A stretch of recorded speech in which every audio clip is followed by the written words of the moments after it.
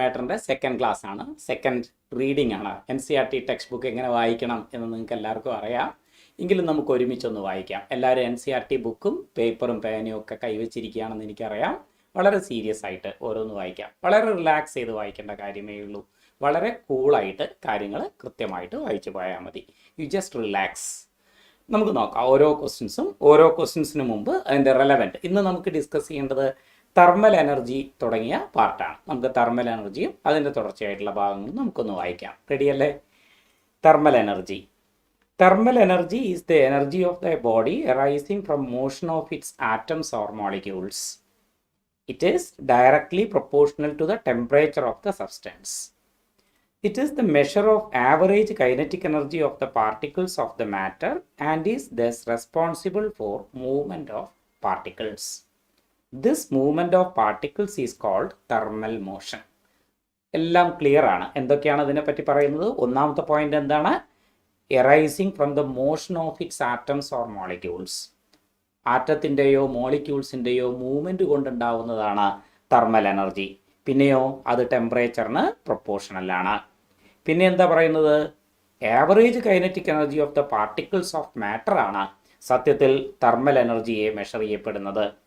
അതുപോലെ തന്നെ ഇങ്ങനെ പാർട്ടിക്കിളിൻ്റെ മൂവ്മെൻറ്റിന് നാം തെർമൽ മോഷൻ എന്ന് പറയുന്നു. Intermolecular forces versus thermal interactions. We have already learned that intermolecular forces tend to keep the molecules together, but thermal energy of the molecules tends to keep them apart. നമുക്കറിയാം solid സ്റ്റേറ്റിൽ intermolecular forces of attraction കൂടുതലാണ്, അതുകൊണ്ട് അത് close ആയി നിർത്തുന്നു. അതേസമയം thermal energy ആ മോളിക്യൂളിന് ദൂരേക്ക് പോകാനാണ് നോക്കുന്നത്. അപ്പോൾ തെർമൽ എനർജിയുടെ ജോലി മോളിക്യൂൾസിനെ ദൂരേക്ക് കൊണ്ടുപോകാനും ഇന്റർമോളിക്കുലാർ അട്രാക്ഷൻ അവയെ ചേർത്ത് നിർത്താനുമാണ് നോക്കുന്നത്. 3 states of matter are the result of balance between intermolecular forces and thermal energy of the molecules. ഇവ തമ്മിലുള്ള ബാലൻസിന്റെ അടിസ്ഥാനത്തിലാണ് സോളിഡ്, ലിക്വിഡ്, ഗ്യാസസ് നാം കൺസിഡർ ചെയ്യുന്നത്. When the intermolecular interactions are very weak, molecules do not cling together to make liquid or solid unless thermal energy is reduced by lowering the temperature. വളരെ significant ആയ sentence ആണത്. Gas molecule സോളിഡോ ലിക്വിഡോ ആയി മാറാൻ നിങ്ങൾ ആ മോളിക്യൂളിനെ പരസ്പരം അടുത്ത് കൊണ്ടുവന്നാൽ മാത്രം പോരാ. അടുത്തെത്തിയാൽ പോലും അവ ക്ലിങ് ചെയ്ത് ഒട്ടിപ്പിടിച്ചുകൊണ്ട് ലിക്വിഡ് ഡ്രോപ്പോ അല്ലെങ്കിൽ സോളിഡോ ആവില്ല. എന്തുകൂടി ചെയ്യണം? നമുക്ക് അവൻ്റെ തെർമൽ എനർജി വിഡ്രോ ചെയ്യണം. ഗ്യാസിൻ്റെ കയ്യിലുള്ള തെർമൽ എനർജി നമ്മൾ നീക്കി കൊടുത്തതിന് ശേഷം ആ മോളിക്യൂളുകളെ പരസ്പരം അടുപ്പിച്ചു കൊണ്ടുവന്നാൽ അവ പരസ്പരം ഒട്ടിച്ചേർന്നുകൊണ്ട് ലിക്വിഡോ സോളിഡോ ആകും. അതിൻ്റെ അർത്ഥം എന്താണ്? Gases do not liquefy on compression only. ഗ്യാസസിനെ നമ്മൾ വെറുതെ കംപ്രസ് ചെയ്ത് പിടിച്ചതുകൊണ്ട് അവൻ ഒരിക്കലും ലിക്വിഡായി മാറില്ല. അവൻ അടുത്തെത്തിയാൽ പോലും ക്ലിങ് ചെയ്യണമെങ്കിൽ, പറ്റിപ്പിടിക്കണമെങ്കിൽ, അവ ചേർന്ന് നിൽക്കണമെങ്കിൽ അവരുടെ കയ്യിലുള്ള തെർമൽ എനർജിയെ ഞാൻ വിഡ്രോ ചെയ്യേണ്ടി വരും എന്നാണ് പറയുന്നത്. Gases do not liquefy on compression only although molecules come very close to each other and intermolecular forces operate to the maximum. ആ മോളിക്യൂളിൻ്റെ ഇടയിൽ, വളരെ ക്ലോസ് ആക്കി വെച്ചിരിക്കുന്ന മോളിക്യൂളിൻ്റെ ഇടയിൽ intermolecular forces of attraction maximum ആയാൽ പോലും അവനെ നിങ്ങൾക്ക് ലിക്വിഡ് ആക്കാനോ സോളിഡ് ആക്കാനോ പറ്റുന്നില്ല. എന്തുകൊണ്ടെന്നാൽ അവൻ്റെ കയ്യിലുള്ള ഇന്റർമോളിക്കുലാർ ഫോഴ്സസ് ഓഫ് അട്രാക്ഷൻ നാം എടുത്തു മാറ്റണം. ഇന്റർമോളിക്കുലാർ ഫോഴ്സ് ഓഫ് അട്രാക്ഷൻ ഉണ്ട്, പക്ഷേ എന്ത് ചെയ്യണം? തെർമൽ എനർജിയെ എടുത്തു മാറ്റണം. However, when thermal energy of the molecule is reduced by lowering the temperature, the gases can be very easily liquefied. Compress ചെയ്ത് പിടിച്ചിരിക്കുന്ന ഗ്യാസസിൻ്റെ തെർമൽ എനർജി വിഡ്രോ ചെയ്താൽ മതി. പ്രീഡോമിനൻസ് of thermal energy and the molecular interaction energy of a substance in 3 states depicted as follows. നമുക്കറിയാം ഗ്യാസിനെ liquefy ചെയ്യാൻ നാം intermolecular forces of interaction കൂട്ടി വരണം. Liquid വീണ്ടും സോളിഡ് ആവുന്നത് ഇന്റർമോളിക്കുലാർ ഫോഴ്സ് ഓഫ് ഇൻട്രാക്ഷൻ വീണ്ടും വർദ്ധിക്കുമ്പോഴാണ്. അതേസമയം നമുക്ക് ഇങ്ങോട്ട് വരുമ്പോഴോ തെർമൽ എനർജി കൂടിക്കൂടി വരുമ്പോൾ എന്താണ് സ്ഥിതി? സോളിഡിനെ ലിക്വിഡ് ആവുകയും ലിക്വിഡ് ഗ്യാസ് ആവുകയും ചെയ്യും. We have already learned the cause for the existence of three states of matter. നമുക്കറിയാം എന്താണ് കാരണമെന്ന്. എന്താണ്? ഗ്യാസസിൻ്റെ കേസിൽ തെർമൽ എനർജി കൂടുതലും ഇന്റർമോളിക്കുലർ ഫോഴ്സ് ഓഫ് അട്രാക്ഷൻ കുറവും, കാരണം മോളിക്യൂളുകൾ well അപ്പാർട്ടാണ്. Now we will learn more about gaseous and liquid state and the laws which govern the behavior of matter in these states. We shall deal with the solid state in class 12. നിങ്ങൾക്കറിയാം 12th first chapter ആണ്. അടുത്ത് നോക്കൂ, ഈ ചോദ്യത്തിന് ഇപ്പോൾ നിങ്ങൾക്ക് answer കിട്ടുന്നുണ്ടോ എന്ന് നോക്കൂ. Which of the following statement regarding thermal energy is or are correct? Thermal energy in a body arises from the motion of its atoms or molecules is perfectly correct. It is directly proportional to the temperature of the substance. ശരിയാണ്. It is the measure of average kinetic energy of particles of matter and is thus responsible for movement of particles. ഇത് മൂന്നും തന്നെ നാം ഇപ്പോൾ deal ചെയ്ത NCERT sentence തന്നെയാണ്. Now let me go to the next one. What is the effect of chemical properties and physical properties of water? Water ഏതൊക്കെ ഫോമിലുണ്ട്? Solid, liquid. Liquid water എന്ന് പറയുന്നത് ലായാലും സോളിഡിലായാലും അതുപോലെ വാട്ടർ വേപ്പർ ആയാലും H2 ആണ്. Temperature കൂട്ടുമ്പോൾ എന്താണ് ഇവയിൽ സംഭവിക്കുന്നത്? Chemical properties of water remain same. Chemically ഇതിലെല്ലാം H2O തന്നെയാണ്, പക്ഷേ ഫിസിക്കൽ ചേഞ്ച് ഉണ്ടാകും. സോ കറക്റ്റ് ഓപ്ഷൻ എ തന്നെയാണ്. അടുത്തതിലേക്ക് പോകാം. അടുത്ത് നോക്കൂ. What is the relationship between thermal energy and intermolecular interaction of a substance in 3 states in terms of X and Y? ഗ്യാസിൽ നിന്ന് ലിക്വിഡിലേക്ക് പോകുന്നു, ലിക്വിഡിൽ നിന്ന് സോളിഡിലേക്ക് പോകുന്നു. തീർച്ചയായും എന്താണ് കൂടിക്കൂടി വരുന്നത്? ഇന്റർമോളിക്കുലർ ഫോഴ്സസ് ഓഫ് അട്രാക്ഷൻ ആണ് കൂടിക്കൂടി വരുന്നത്. അപ്പോൾ ഇന്റർമോളിക്കുലർ ഫോഴ്സസ് ഓഫ് അട്രാക്ഷൻ പ്രീഡോമിനേറ്റ് ചെയ്ത് വരും. അതേസമയം ഇങ്ങോട്ട് വരുമ്പോഴോ സോളിഡ് ലിക്വിഡും ലിക്വിഡ് ഗ്യാസും ആകുമ്പോൾ തെർമൽ എനർജി കൂടിക്കൂടി വരും. So intermolecular forces of interaction കൂടുമ്പോൾ ഗ്യാസ് ലിക്വിഡും ലിക്വിഡ് സോളിഡുമായി മാറും. തെർമൽ എനർജി കൂടുമ്പോൾ റിവേഴ്സ് ആയിട്ട് വരും. നമുക്ക് ഗാഷിയസ് സ്റ്റേറ്റിനെ പറ്റിയാണ് നാം ഇനി ഡിസ്കസ് ചെയ്യുന്നത്. The gaseous state. This is the simplest state of matter. എന്തുകൊണ്ടാണ് അത് സിംപ്ലസ്റ്റ് ആയതെന്ന് നോക്കൂ.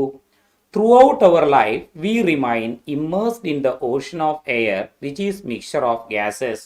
എന്തുകൊണ്ടാണ് അത് സിംപ്ലസ്റ്റ് എന്ന് പറയുന്നത്? ഇന്റർമോളിക്കുലർ ഫോഴ്സസ് ഓഫ് അട്രാക്ഷൻ കുറവായതുകൊണ്ടാണ്. Throughout our life, we remain immersed in the ocean of air, which is a mixture of gases. We spend our life in the lowermost layer of atmosphere called troposphere. നമുക്കറിയാം എർത്തിനോട് ചേർന്ന് നിൽക്കുന്ന അറ്റ്മോസ്ഫിയറിന്റെ ഭാഗമാണ് troposphere. ഒരു 8 to 10 കിലോമീറ്ററോളം ട്രോപ്പോസ്ഫിയറിലാണ്. എല്ലാ ജീവജാലങ്ങളും നിൽക്കുന്നത് troposphere എന്ന lower അറ്റ്മോസ്ഫിയറിലാണ്. which is held to the surface of earth by gravitational force. The thin layer of atmosphere is vital to our life. Oxygen inhale ചെയ്യാതെ നമുക്കൊന്നും ജീവിക്കാനാവില്ല എന്ന് നിങ്ങൾക്കറിയാം. It shields us from harmful radiations and contains substances like dioxygen, dinitrogen, carbon dioxide, water vapor, etc. Let us now focus our attention on the behavior of substances which exist in the gaseous state under normal conditions of temperature and pressure. Normal conditions of temperature and pressure gases ആയി നിൽക്കുന്നവർ എത്ര പേരുണ്ട്? A look at the periodic table shows that only 11 elements exist as gases under normal conditions. ഏതൊക്കെയാണ് ആ 11 ആളുകൾ? നോക്കൂ. Hydrogen, nitrogen, oxygen, fluorine, chlorine, helium, neon, argon, krypton, xenon, radon. ഈ radio ആക്റ്റീവായ റേഡൻ atmospheric എയറിൽ ഇല്ല. അറ്റ്മോസ്ഫിയറിക് എയറിൽ ഉള്ളത് helium, neon, argon, krypton, Zenon ആണ്. നിങ്ങൾക്കറിയാം റേഡൻ ഒരു എയറോജൻ അല്ല. സ്വാഭാവികമായും ഹീലിയം, നിയോൺ, ആർഗൺ, ക്രിപ്റ്റോൺ, സെനോണിൻ്റെ അകത്ത് ഏറ്റവും കൂടുതലുള്ളത് ആർഗൺ എന്ന ഗ്യാസ് തന്നെയാണെന്നും അറിയാം. ഈ ചോദ്യത്തിൻ്റെ ഉത്തരം അപ്പോൾ നിങ്ങൾക്ക് വളരെ വേഗത്തിൽ ആൻസർ ചെയ്യാൻ സാധിക്കും. 1 റെപ്രസെൻ്റ് ചെയ്യുന്നത് ഹൈഡ്രജനെയാണ്. പിന്നെയോ 2 നൈട്രജൻ, 3 ഓക്സിജൻ, 4 ഫ്ലൂറിൻ, 5 ക്ലോറിനാണ്. അപ്പോൾ കറക്റ്റ് ഓപ്ഷൻ ഫസ്റ്റ് 1 തന്നെ. നമുക്ക് അടുത്ത പാരഗ്രാഫിലേക്ക് ഒന്ന് പോകാം. The gaseous state is characterized by the following physical properties. Gases are highly compressible. എന്തുകൊണ്ടാണ്? നമുക്കറിയാം ഗ്യാസ് മോളിക്യൂളിൻ്റെ ഇടയിൽ ഒരുപാട് സ്പേസ് ഉണ്ട്. ഗ്യാസ് മോളിക്യൂൾ വെൽ എപ്പാർട്ടാണ്. അതുകൊണ്ട് തന്നെ കംപ്രസ് ചെയ്യുമ്പോൾ അവയ്ക്ക് കംപ്രസ് ചെയ്ത് കൊടുക്കാൻ സാധിക്കും. എന്നാൽ സോളിഡ്സും ലിക്വിഡ്സും ക്ലോസ് പാക്ക്ഡ് ആണ്. അതുകൊണ്ട് തന്നെ വീണ്ടും നമുക്ക് അവയെ കംപ്രസ് ചെയ്യാനാവില്ല. Gases exert pressure equally in all direction. വളരെ സിഗ്നിഫിക്കൻ്റ് ആയ മറ്റൊരു സെൻറ്റൻസ് ആണ്. നിങ്ങൾക്കറിയാം നിങ്ങൾ അറ്റ്മോസ്ഫിയറിക് എയറിനാൽ സറൗണ്ട് ചെയ്തിരിക്കുകയാണ്. നിങ്ങൾക്ക് തോന്നരുത് അറ്റ്മോസ്ഫിയറിക് എയർ നമ്മളെ തലയുടെ മേലെ മാത്രമാണ് പ്രഷർ അപ്ലൈ ചെയ്യുന്നത് എന്ന്. അത് എല്ലാ ഭാഗത്തു നിന്നും അറ്റ്മോസ്ഫിയറിക് എയർ പ്രഷർ എക്സേർട്ട് ചെയ്യുന്നുണ്ട്. നിങ്ങൾക്കറിയാം നാം വെറുതെ ഒരു ബോട്ടിൽ തുറന്നു വെച്ചാൽ അതിനുള്ളിലിരിക്കുന്ന എയർ അറ്റ്മോസ്ഫിയറിക് പ്രഷറിലായിരിക്കും. നാം ആ ബോട്ടിലിനെ കമത്തിപ്പിടിച്ചതുകൊണ്ട് അറ്റ്മോസ്ഫിയറിക് എയർ താഴേക്ക് പോകുന്നില്ലല്ലോ. അതിനകത്തിരിക്കുന്ന എയറിൻ്റെ പ്രഷർ തീർച്ചയായും പുറത്തുള്ള അതേ പ്രഷറാണ്. തീർച്ചയായും നിങ്ങൾ ഓർത്തിരിക്കേണ്ട കാര്യം അറ്റ്മോസ്ഫിയറിക് പ്രഷർ എല്ലാ ഭാഗത്തും ഒരുപോലെ തന്നെയാണ് ആക്ട് ചെയ്യുന്നത്. So gases exert pressure equally in all directions. അടുത്തത് എന്താണെന്ന് നോക്കൂ. Gases have much lower density than solids and liquids. The volume of the and shape of the gases are not fixed.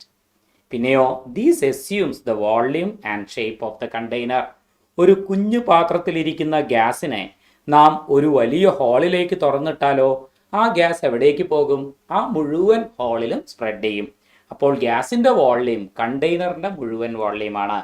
Gases mix evenly and completely in all proportions without any mechanical aid. നിങ്ങൾക്കറിയാം even ആയിട്ട് അതെല്ലായിടത്തും ഒരുപോലെ വ്യാപിക്കും. നാം ഒരു പാത്രത്തിനകത്ത് carbon ഡയോക്സൈഡും ഹൈഡ്രജനും നിറച്ചു എന്നിരിക്കട്ടെ. തെറ്റിദ്ധരിക്കരുത്, ഡെൻസറായ കാർബൺ ഡയോക്സൈഡ് എല്ലാം താഴെ നിൽക്കും, ഹൈഡ്രജൻ മുകളിൽ നിൽക്കുമെന്ന്. തെറ്റാണത്.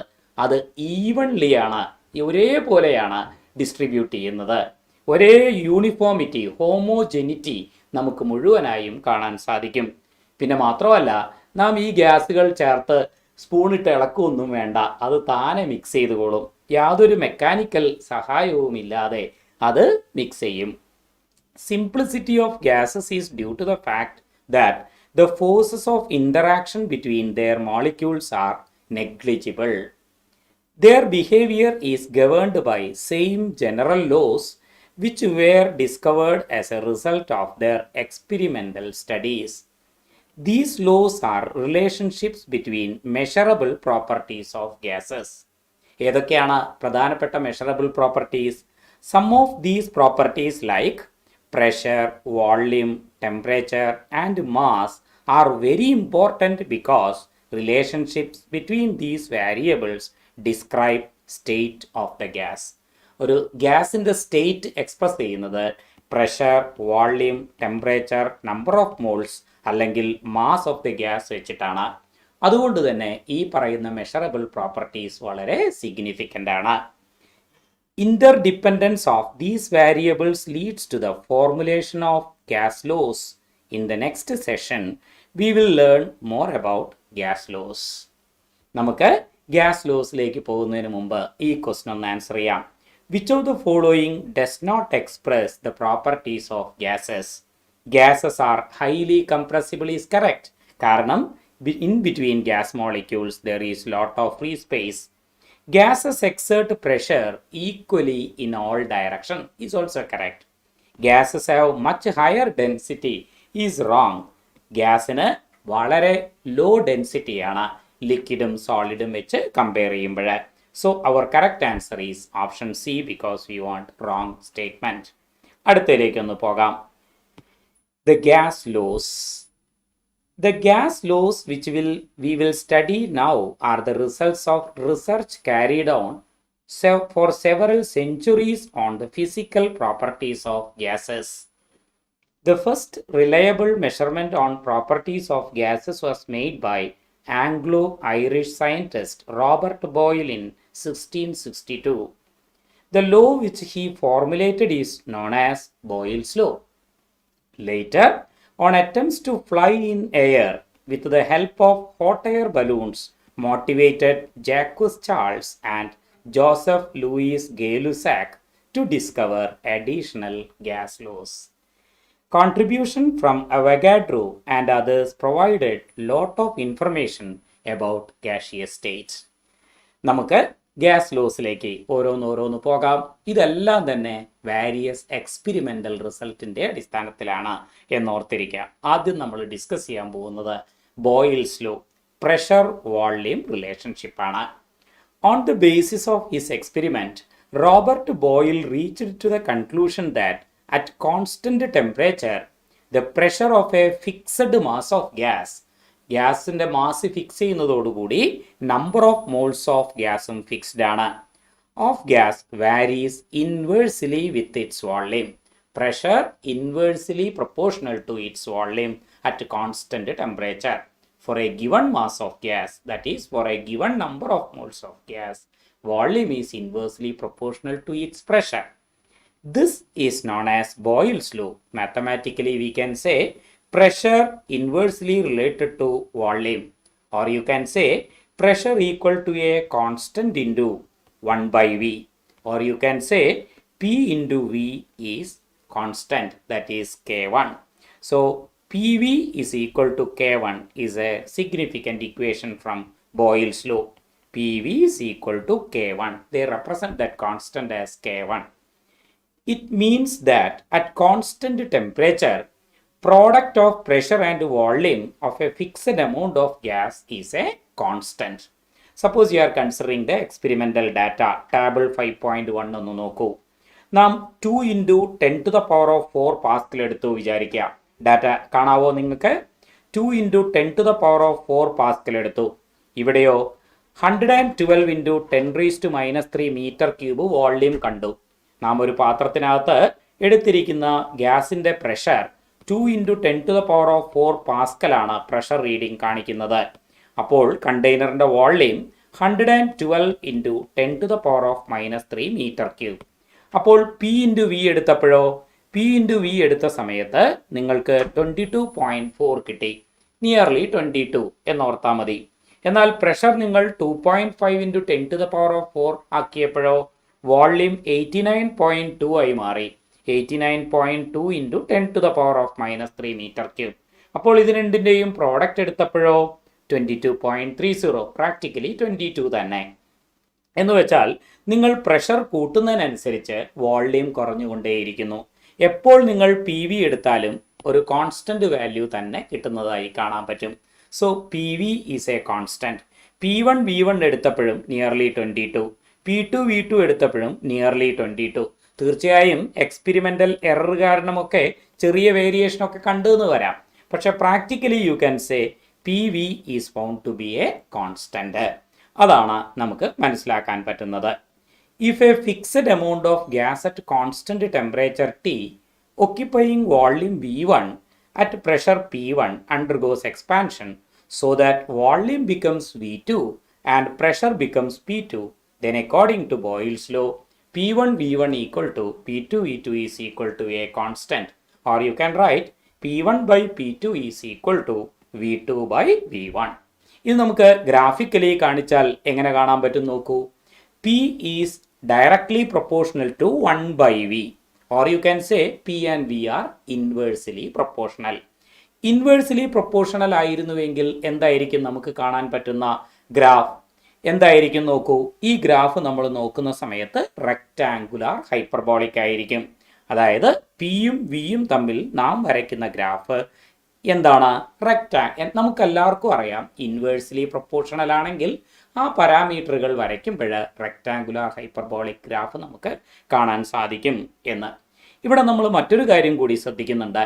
600 കെൽവിനിൽ ഗിവൺ മാസ് ഓഫ് ഗ്യാസ് എടുത്ത് വരച്ച സമയത്ത് ഗ്രാഫ് മുകളിലൂടെ പോകുന്നുണ്ട്. 400 കെൽവിനിൽ കുറഞ്ഞു, 200 കെൽവിനിൽ താഴെയാണ്. ഒരു കാര്യം കൂടി നിങ്ങൾ ശ്രദ്ധിക്കുന്നുണ്ട്. പിയും 1 by വിയും തമ്മിൽ എന്താണ് ബന്ധം? ഡയറക്ട്ലി പ്രൊപ്പോർഷണൽ ആണ്. ഡയറക്ട്ലി പ്രൊപ്പോർഷണൽ ആണെങ്കിൽ ഗ്രാഫ് എന്തായിരിക്കും? സ്ട്രെയിറ്റ് ലൈൻ ആയിരിക്കും. പ്രത്യേകം ശ്രദ്ധിക്കുന്നുണ്ടാവും നിങ്ങൾ. ഇവിടെ T3 എന്നത് ഹയർ ടെമ്പറേച്ചർ ആണ് എന്ന് കൊടുത്തത് നിങ്ങൾക്ക് കാണാം. സ്വാഭാവികമായും നിങ്ങൾ ഒരു കോൺസ്റ്റന്റ് വോള്യൂം എടുത്തു വിചാരിക്കുക. എന്ന് വെച്ചാൽ വി കോൺസ്റ്റന്റ് ആണെങ്കിൽ 1/v എന്താണ്? കോൺസ്റ്റന്റ് ആണ്. നമുക്ക് കാണാൻ പറ്റും ടെമ്പറേച്ചർ കൂടി നിൽക്കുന്ന സമയത്ത് പ്രഷർ കൂടുതലായിരിക്കും. ഒരു ഗിവൺ വോള്യൂമിൽ നിങ്ങൾ ചൂട് കൂട്ടുന്നതിനനുസരിച്ച് അതിൻ്റെ പ്രഷർ കൂടി നിൽക്കും. അതേ വോള്യൂമിൽ തന്നെ T2 ടെമ്പറേച്ചറിൽ പ്രഷർ കുറഞ്ഞു, T1 ടെമ്പറേച്ചറിൽ പ്രഷർ കുറവ് വരുന്നത് കാണാൻ സാധിക്കും. അതായത് ഹയർ ടെമ്പറേച്ചറിലാണ് പ്രഷർ കൂടി വരുന്നത് എന്ന് നമുക്ക് കാണാൻ സാധിക്കും. ഒരു ഗ്രാഫിൻ്റെ സമയത്ത് ഒരു പർട്ടിക്കുലർ ടെമ്പറേച്ചറാണ് നിങ്ങൾ മെയിൻറ്റെയിൻ ചെയ്യുന്നത്. I hope you got it. ഇതാണ് Boyle's law. P V is a constant. നമുക്ക് എങ്ങനെയൊക്കെ പറയാം? P1 V1 = P2 V2. നാം ഇത് പഠിക്കാൻ പോകുന്നുണ്ട്. ഈ വരച്ചിരിക്കുന്ന ഗ്രാഫുകളെല്ലാം ഐസോതെർമുകളാണ്. എന്ന് വെച്ചാൽ കോൺസ്റ്റന്റ് ടെമ്പറേച്ചറിലാണ് ഗ്രാഫുകൾ വരച്ചത്. കൊടുത്തു നോക്കൂ. Figure 5.5 shows 2 conventional ways of graphically representing boils law. Figure 5.5a is the graph of the equation 5.3, that is PV is equal to a constant at different temperatures. നമുക്ക് വേണമെങ്കിൽ PV is equal to a constant എന്നത് peak അനുസരിച്ചും വരയ്ക്കാം. അതായത് തൊട്ട് മുമ്പിരിക്കുന്ന ഈ data നിങ്ങൾ ഇങ്ങനെയാണ് വരച്ചതെങ്കിലോ, അതായത് PV y ആക്സിസിലും വാരിയസ് പ്രഷർ x ആക്സിസിലും എടുത്തു വിചാരിക്കുക. അതായത് പ്രഷർ 2 × 10⁴ ആയപ്പോൾ പി വി എന്ന് പറയുന്നത് 22.4 × 10⁻² എന്ന് കിട്ടി. വീണ്ടും നിങ്ങൾ പ്രഷർ മാറ്റി 2.5 ആക്കിയപ്പോൾ നിങ്ങൾക്ക് കിട്ടിയ പി വി പ്രാക്ടിക്കലി സെയിം ആണ്. വീണ്ടും നിങ്ങൾ പ്രഷർ മാറ്റി പി വി സെയിം ആണ്. എന്ന് വെച്ചാൽ നിങ്ങൾക്ക് കാണാൻ പറ്റും പി വിയെ നാം പിയുമായിട്ടാണ് പ്ലോട്ട് ചെയ്തതെങ്കിൽ നമുക്ക് ഒരു സ്ട്രെയിറ്റ് ലൈൻ ഗ്രാഫ് ഇങ്ങനെ വരുന്നത് കാണാൻ സാധിക്കും. പി വിയും പിയുമാണ് പ്ലോട്ട് ചെയ്തതെങ്കിൽ നമുക്ക് ഗ്രാഫ് ഒരു straight line parallel to the pressure axis നമുക്ക് കാണാം. നമുക്കിനി അടുത്തൊന്ന് നോക്കാം. The value of K1. അപ്പോൾ P V is equal to constant എന്ന് പറയുന്ന K1 എന്തിനെയാണ് ഡിപ്പെൻഡ് ചെയ്യുന്നത്? തീർച്ചയായും നിങ്ങൾ തുടക്കത്തിലെടുത്തിരിക്കുന്ന ഗ്യാസിൻ്റെ മാസിനെ ഡിപ്പെൻഡ് ചെയ്യും. പക്ഷേ ഗിവൺ മാസ് ഓഫ് ഗ്യാസ് ആണ് വിചാരിക്കുക. അങ്ങനെയാണെങ്കിൽ K1 ഡിപ്പെൻഡ് ചെയ്യുന്നത് എന്താണ്? ടെമ്പറേച്ചറിനെയാണ്. K1 എന്ന് പറയുന്ന value varies only with temperature. നോക്കൂ, ഇവിടെയുള്ള K1 അല്ല ആദ്യത്തതിൻ്റെ രണ്ടാമത്തതിൽ. അപ്പം K1 എന്ന് പറയുന്നത് P V is equal to a constant എന്ന് പറയുന്ന ഈ കോൺസ്റ്റന്റ് വാല്യൂ തീർച്ചയായും നിങ്ങൾ എടുത്തിരിക്കുന്ന ഗ്യാസിൻ്റെ എമൗണ്ടിനെയും ടെമ്പറേച്ചറിനെയും ഡിപ്പെൻഡ് ചെയ്യും. എമൗണ്ട് ഓഫ് ഗ്യാസ് ഫിക്സഡ് ആണെങ്കിൽ തീർച്ചയായും അത് ടെമ്പറേച്ചറിനെ മാത്രമേ ഡിപ്പെൻഡ് ചെയ്യുള്ളൂ. Each curve corresponding to a different constant temperature and is known as isotherm constant temperature plot.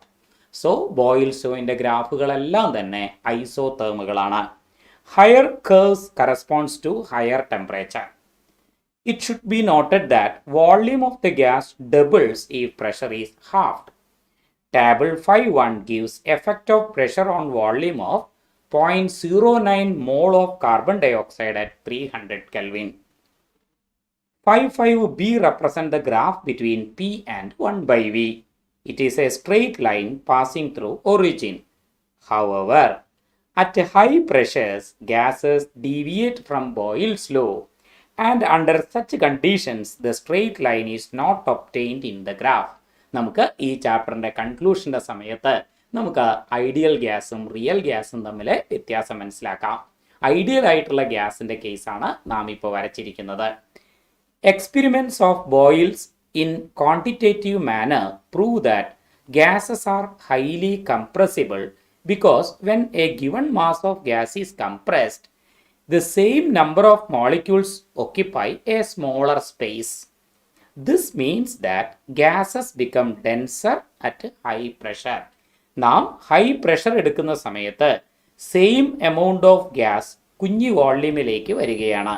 എന്ന് വെച്ചാൽ ഗ്യാസിൻ്റെ മാസ് മാറിയിട്ടില്ല. ഡെൻസിറ്റി എന്നത് മാസ് ബൈ വോള്യൂമാണ്. വലിയ പാത്രത്തിലിരിക്കുന്ന ഗ്യാസിൻ്റെ മാസ് തന്നെയാണ് നിങ്ങൾ ചെറുതാക്കിയപ്പോഴും കിട്ടിയത്. സോ വോള്യൂം ചെറുതായത് കാരണം ഡെൻസിറ്റി കൂടുന്നു. A relationship can be obtain between density and pressure of gas by using Boyle's law. By definition density is equal to mass by volume. നമുക്കെല്ലാവർക്കും അറിയാം ഡെൻസിറ്റി മാസ് ബൈ വോള്യൂം ആണ്. If you put the value of V, അതായത് നാം already എഴുതി വെച്ചിരിക്കുന്ന Boyle's law equation എന്തായിരുന്നു? P V is equal to K1. ഇപ്പോൾ നമുക്കറിയാം ഡെൻസിറ്റി എന്ന് പറയുന്നത് മാസ് ബൈ വോള്യൂം ആണ്. അപ്പോൾ വി എന്ന് പറയുന്നത് ആരാണ്?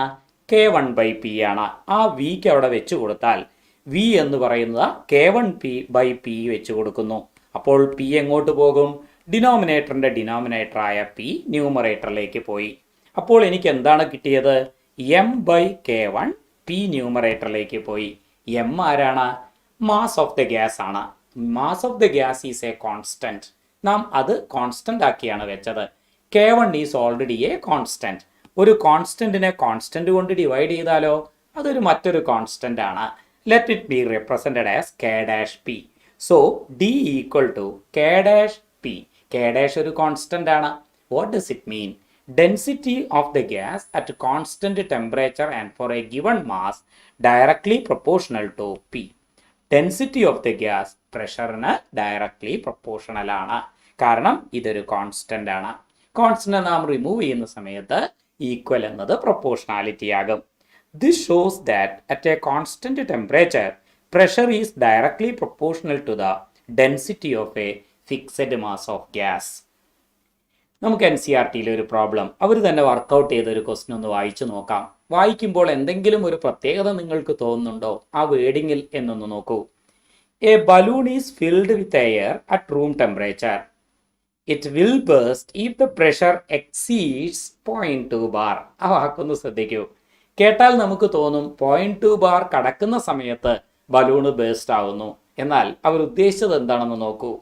If at 1 bar pressure the gas occupy 2.27 liter volume. Up to what volume can the balloon be expanded? ബലൂണിനെ നാം സാധാരണ ട്രോപ്പോസ്ഫിയറിൽ വെച്ച് നിറച്ചു വിചാരിക്കുക. എന്ന് വെച്ചാൽ ട്രോപ്പോസ്ഫിയറിലെ പ്രഷർ ഒരു അന്തരീക്ഷമർദ്ദമാണ്. നമ്മൾ എപ്പോഴും ബോയിൽസ് ലോ പഠിക്കുമ്പോൾ ഏറ്റവും സിഗ്നിഫിക്കൻ്റ് ആയ ഒരു കാര്യം അറ്റ്മോസ്ഫിയറിക് പ്രഷറിനെ പറ്റി ഒരു ഐഡിയ നമ്മളെ മനസ്സിൽ എപ്പോഴും വേണം. നമുക്കെല്ലാവർക്കും അറിയാം, നാം ജനിച്ചു വീണത് തൊട്ട് അറ്റ്മോസ്ഫിയറിക് എയർ നമ്മളെ പ്രഷർ എക്സേർട്ട് ചെയ്തുകൊണ്ടേയിരിക്കുകയാണ്. അറ്റ്മോസ്ഫിയറിക് എയർ അങ്ങ് എത്രയോ ദൂരെ ഉണ്ടെങ്കിലും അറ്റ്മോസ്ഫിയറിക് എയർ മുഴുവനായി ചേർത്ത് എക്സേർട്ട് ചെയ്യുന്ന പ്രഷർ സത്യത്തിൽ എന്തിന് ഈക്വാലൻ്റ് ആണ്? നാം 76 സെൻറ്റിമീറ്റർ മെർക്കുറി കോളം എടുത്താൽ 76 സെൻറ്റിമീറ്റർ മെർക്കുറി കോളം എക്സേർട്ട് ചെയ്യുന്ന പ്രഷർ അതിന് തുല്യമാണ് അറ്റ്മോസ്ഫിയറിക് എയർ ഉണ്ടാക്കുന്ന പ്രഷർ എന്ന് നാം ഫസ്റ്റ് ചാപ്റ്ററിൽ തന്നെ പഠിച്ചു കഴിഞ്ഞതാണ്. 76 സെൻറ്റിമീറ്റർ മെർക്കുറി കോളം കുത്തനെ വയ്ക്കുന്ന സമയത്ത് അത് എക്സേർട്ട് ചെയ്യുന്ന പ്രഷർ എത്രയോ? കാരണം ലിക്വിഡിൻ്റെ പ്രഷർ വെർട്ടിക്കലി ഡൗൺ ആണ്. 76 സെൻറ്റിമീറ്റർ മെർക്കുറി കോളം എക്സേർട്ട് ചെയ്യുന്ന ടോട്ടൽ പ്രഷർ എത്രയോ അത് തന്നെയാണ് അങ്ങ് കിലോമീറ്ററോളം വ്യാപിച്ചിരിക്കുന്ന അറ്റ്മോസ്ഫിയറിക് എയർ എക്സേർട്ട് ചെയ്തുകൊണ്ടിരിക്കുന്ന പ്രഷർ. അതാണ് നമ്മൾ അറ്റ്മോസ്ഫിയറിക് പ്രഷർ. ഒന്നുകൂടി ഓർത്തിരിക്കണം, അറ്റ്മോസ്ഫിയറിക് പ്രഷർ എപ്പോഴും വെർട്ടിക്കലി ഡൗൺ ആയിട്ടല്ല, അവൻ എയറിൻ്റെ പ്രഷർ എപ്പോഴും എല്ലാ ഭാഗത്തു നിന്നും എക്സേർട്ട് ചെയ്തുകൊണ്ടിരിക്കുകയാണ്. അതായത് നാം ഒരു കുപ്പിനകത്ത് കമത്തി വെച്ചാൽ, ഇൻവേർട്ട് ചെയ്ത് വെച്ചാൽ അതിനകത്തിരിക്കുന്ന എയർ എക്സേർട്ട് ചെയ്തുകൊണ്ടിരിക്കുന്ന പ്രഷർ എത്രയാണ് എന്ന് ചോദിച്ചാൽ 76 സെൻറ്റിമീറ്റർ ലിക്വിഡ് മെർക്കുറി എക്സേർട്ട് ചെയ്യുന്ന പ്രഷർ തന്നെയാണ്. അത് എത്ര കാണും എന്ന് നിങ്ങൾക്ക് സിമ്പിൾ പണ്ട് പഠിച്ചിരിക്കുന്ന ആർക്കിമിഡീസ് ഫോർമുലയിൽ തന്നെ കണ്ടുപിടിക്കാം. Pressure due to liquid column HρG എന്നറിയാം. Height of the mercury column 0.76 മീറ്റർ. മെർക്കുറിയുടെ density 13.6 × 10⁻³ kilogram per metre cube. Gravity 9.8 metre per second square. ഇത് ഞാൻ മൾട്ടിപ്ലൈ ചെയ്യാതെ തന്നെ നിങ്ങൾക്കറിയാം 1.013 × 10⁵ പാസ്കൽ വരും എന്ന്. ഇതിനെയാണ് നാം ഒരു അറ്റ്മോസ്ഫിയറിക് പ്രഷർ എന്ന് വിളിക്കുന്നത്. സത്യത്തിൽ വെറുതെ 10⁵ പാസ്കൽ എന്ന് പറയുന്നതാണ്. ഒരു ബാർ എന്ന വിവരവും നിങ്ങൾക്കറിയാം. ഈ ഇൻഫർമേഷൻ ഈ യൂണിറ്റിൽ വളരെ അത്യാവശ്യമാണ്. എന്ന് വെച്ചാൽ ഒരു ബാർ പ്രഷറിനേക്കാൾ ഒരല്പം കൂടുതലാണ് ഒരു അറ്റ്മോസ്ഫിയറിക് പ്രഷർ എന്ന് പറയുന്നത്. അപ്പോൾ ഒരു അറ്റ്മോസ്ഫിയറിക് പ്രഷർ എന്ന് പറയുന്നത് സത്യത്തിൽ എന്താണ്? 76 centimetre mercury column 76 centimetre mercury column exert ചെയ്യുന്ന പ്രഷർ എത്രയോ അത് തന്നെയാണ് അറ്റ്മോസ്ഫിയറിക് എയർ ഉണ്ടാക്കുന്ന പ്രഷർ. എന്നാൽ നിങ്ങൾ ഓർത്തോളൂ, ഇതിന് തത്തുല്യമായ പ്രഷർ കിട്ടാൻ വെള്ളം എത്ര ഹൈറ്റ് എടുത്ത് വെക്കേണ്ടി വരും? വെള്ളത്തിൻ്റെ ഹൈറ്റ് 10.33 മീറ്റർ, 10.33 മീറ്ററോളം ഉയരത്തിൽ, ഏകദേശം ഒരു 10.3 എന്ന് ഓർത്താലും മതി. 10.3 മീറ്റർ ഉയരത്തിൽ നാം വെള്ളം വെച്ചാൽ 10.3 മീറ്റർ 10.3 മീറ്ററോളം നിങ്ങൾ, അതായത് 1030 സെന്റിമീറ്ററോളം ഉയരത്തിൽ വെള്ളം വെച്ചാൽ എത്ര, 1000 അല്ലല്ലോ അല്ലേ, 10,000 വരും അല്ലേ.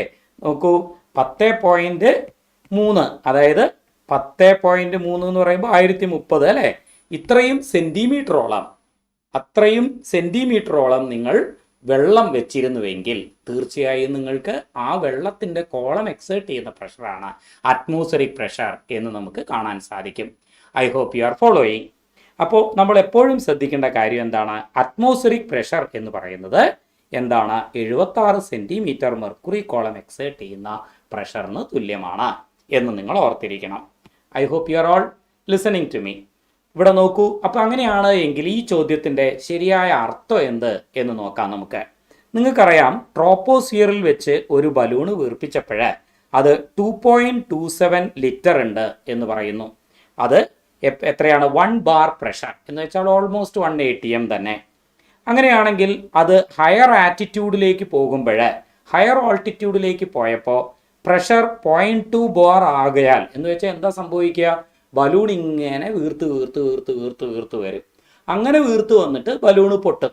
പക്ഷെ അവരുപയോഗിച്ച വേഡിങ് അത്ര പോരാ. എന്താ പറയുന്നത്? Pressure exceeds 0.2 bar. Already 1 bar പ്രഷറിലുള്ള ബലൂണ് പോയി പ്രഷർ 0.2 ബാർ എക്സീഡ് ചെയ്യുക എന്ന് വെച്ചാൽ എന്താണ്? പ്രഷർ സത്യത്തിൽ കുറഞ്ഞ് ഇതിനുള്ളിലിരിക്കുന്ന പ്രഷർ കുറഞ്ഞ് 0.2 ആകുമ്പോഴാണ് പൊട്ടിയത്. അപ്പോൾ ബലൂൺ എത്രത്തോളം വീർത്ത് കാണും? അതാണ് സത്യത്തിലെ ചോദ്യം. ഇത് നമുക്ക് വളരെ സിമ്പിളായി തന്നെ ചെയ്യാം. P1 V1 equal to P2 V2. ആദ്യം ഉണ്ടായിരുന്ന പ്രഷർ 1 ബാർ ആണ്. ആദ്യത്തെ വോള്യൂം 2.27 ലിറ്റർ ആണ്. Final pressure 0.2 bar. Final volume നമുക്ക് കണ്ടുപിടിക്കണം. So V2 is equal to 22.7/2, അതായത് 11.35 ലിറ്റർ. അപ്പോൾ ബലൂൺ എക്സ്പാൻഡ് ചെയ്ത് 11.35 ലിറ്ററിൽ എത്തുന്ന സമയത്ത് അത് പൊട്ടും എന്നർത്ഥം. നമുക്ക് അടുത്തതിലേക്ക് ടെക്സ്റ്റ് ബുക്കിലെ ഒരു എക്സസൈസ് ക്വസ്റ്റ്യനിലേക്ക് പോകാം. What will be the minimum pressure required to compress 500 litre of air at 1 bar to 200 litre at 30 degrees Celsius?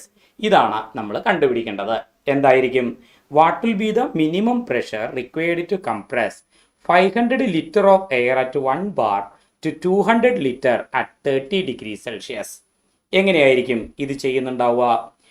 ഏതായിരിക്കും നോക്കി നോക്കൂ. ഇനിഷ്യൽ വോള്യൂം എത്രയാണ്? What is the minimum pressure required എന്നാണ് ചോദിച്ചത്. അപ്പോൾ നമുക്കറിയാം P1 V1 equal to P2 V2. എങ്ങനെ മനസ്സിലായി? കോൺസ്റ്റന്റ് ടെമ്പറേച്ചർ ആണ് 30 degrees Celsius എന്ന് പറയുന്നത്. സഹലിന് ആൻസർ കിട്ടിയല്ലോ. ഓക്കെ, എന്താ കിട്ടുന്നത്? P1 is equal to 1 bar. V1 is 500 litre. P2 we want to determine what is the final volume, 200. So dm cube is another word for liter എന്ന് ഓർത്തിരിക്കുക. So P2 is equal to 5/2, 2.5 എന്നാണല്ലോ കിട്ടിയത്. അക്ഷയ പറഞ്ഞത് correct ആണ്. 2.5 ആണ് correct answer കിട്ടിയത്. P1 V1 equal to P2 V2. നോക്കൂ, എന്താണ്? ആദ്യത്തെ പ്രഷർ 1 ബാർ, ആദ്യത്തെ volume 500 litre, final volume 200 litre ആണ്. അപ്പോൾ ഫൈനൽ പ്രഷർ വേണ്ടത് എത്രയാണ്? 5/2, അതായത് 2.5 എന്ന് കിട്ടും. I hope you got it.